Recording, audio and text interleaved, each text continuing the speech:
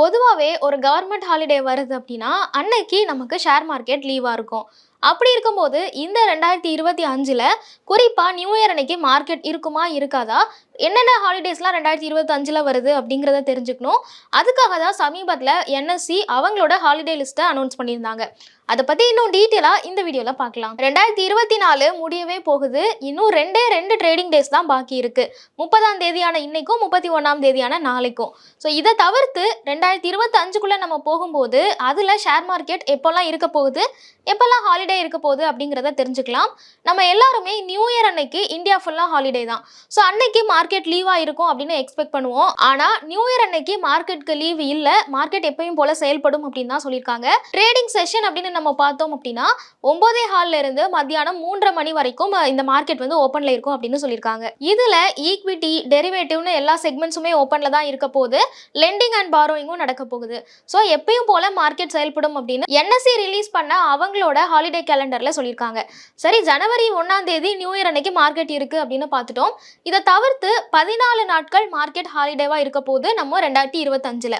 அதாவது சனி ஞாயிறை தவிர்த்து கவர்மெண்ட் ஹாலிடேஸ்னு அப்படி நம்ம எடுத்துக்கிட்டோம்னா அதுல மட்டுமே 14 நாட்கள் வந்து விடுமுறை சொல்லியிருக்காங்க. அது என்னென்னலாம் அப்படின்னு பார்க்கலாம். பிப்ரவரி மாசத்துல ஒரு நாள் விடுமுறை சொல்லியிருக்காங்க, 26ஆம் தேதி மகா சிவராத்திரிக்காக.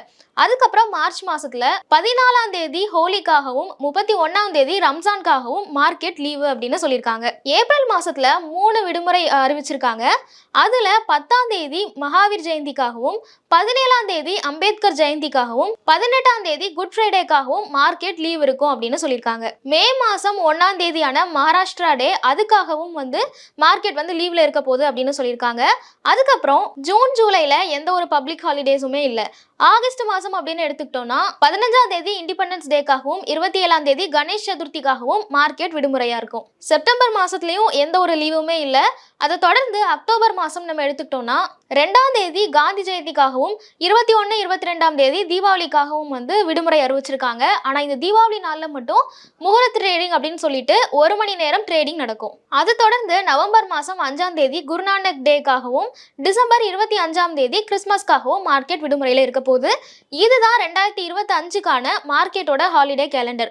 இது நம்ம பப்ளிக் ஹாலிடே மட்டும் பார்த்துருக்கோம். இது தவிர்த்து சாட்டர்டே சண்டே வழக்கம் போல லீவ்ல இருக்க போகுது. ஸோ நியூ இயர் அன்னைக்கு மார்க்கெட் இருக்குமா இருக்காதா, நம்ம ட்ரேட் பண்ணலாமா அப்படின்னு நிறைய பேர் குழப்பத்தில் இருந்திருப்பீங்க. அதுக்கு ஒரு கிளாரிஃபிகேஷன் கொடுக்குற மாதிரி தான் NSE அவங்களோட ஹாலிடே கேலண்டர் அனௌன்ஸ் பண்ணியிருக்காங்க. ஸோ அதுபடி நம்ம பார்க்கும்போது இந்த நியூ இயர் புதன்கிழமை கண்டிப்பாக மார்க்கெட் ஓப்பனில் தான் இருக்க போகுது. நீங்கள் உங்களோட ட்ரேட் பண்ணுறதோ இல்லை நீங்கள் ஏதாவது ஸ்டாக்ஸ் வாங்குறதோ ஈஸியாக பண்ணிக்க முடியும்.